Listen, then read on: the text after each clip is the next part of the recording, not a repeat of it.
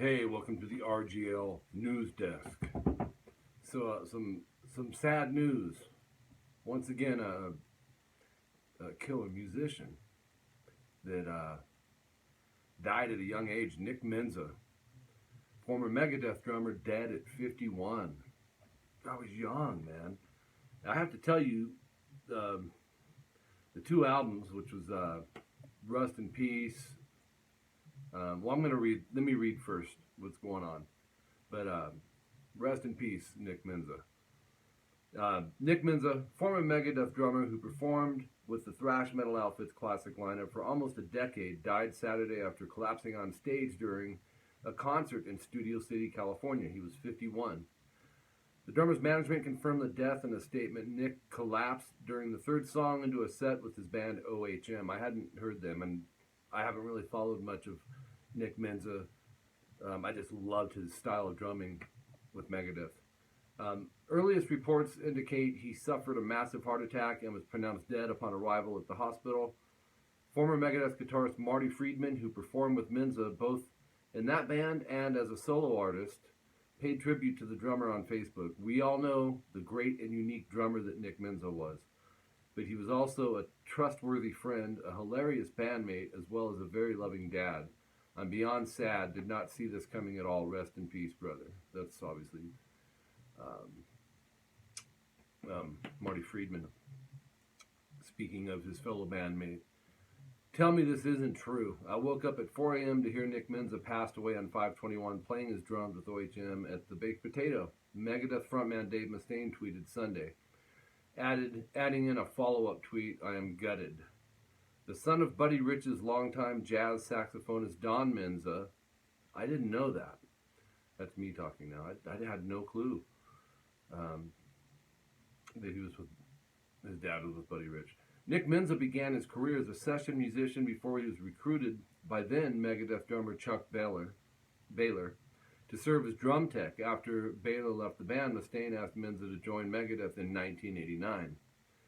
Menza provided drums on 4 Megadeth studio albums, including their classic 1990 LP, Rust in Peace. Man, it's a killer album. All the way around, every song. And 1992's Countdown to Extinction, another one. My two favorite Megadeth albums right there. Menza co-wrote lyrics on the latter's title track. Live, Menza had a notable presence on stage for the way he attacked his double bass drum kit. Menza's tenure in Megadeth ended in 1988 when knee problems and a benign tumor forced him to leave the band's tour in support of cryptic writings. Menza was abruptly replaced on a permanent basis by drummer Jimmy DeGrasso, the former Suicidal Tendencies member who also performed alongside Mustaine in his MD45 side project. In 2015, Mustaine revealing to Rolling Stone that Megadeth's classic Rust in Peace era lineup with Friedman, Menza, and Dave Ellefson nearly reunited in the early 2000s, but it just wasn't meant to happen. I think there was so much bitterness because of the people that were managing us at the time. If you poison the well, you can't expect there to be an area of clean water anywhere. Following Megadeth, Menza performed in acts like Memoriam, Orphaned to Hatred, and his own Delta Knot. In 2002, Menza released a solo album titled Life After Death. And ironically, it's written Life After Death, D-E-T-H. So, and there's a bunch of videos and stuff. So obviously, you know, some real sad news. I'm a drummer. I don't know how many of you guys know that. I talk about it once in a while. As a matter of fact, I have a few drum lessons on the channel. I love drums. So back in '89, you know, I was still a teenager, but I played drums then. And he was one of those drummers that you just found it so interesting to listen to his chops, what type of double bass stuff he would do, what type of beat he would throw over something. You gotta imagine, you know, Dave Mustaine, you know, undoubtedly one of the best metal rhythm players there is.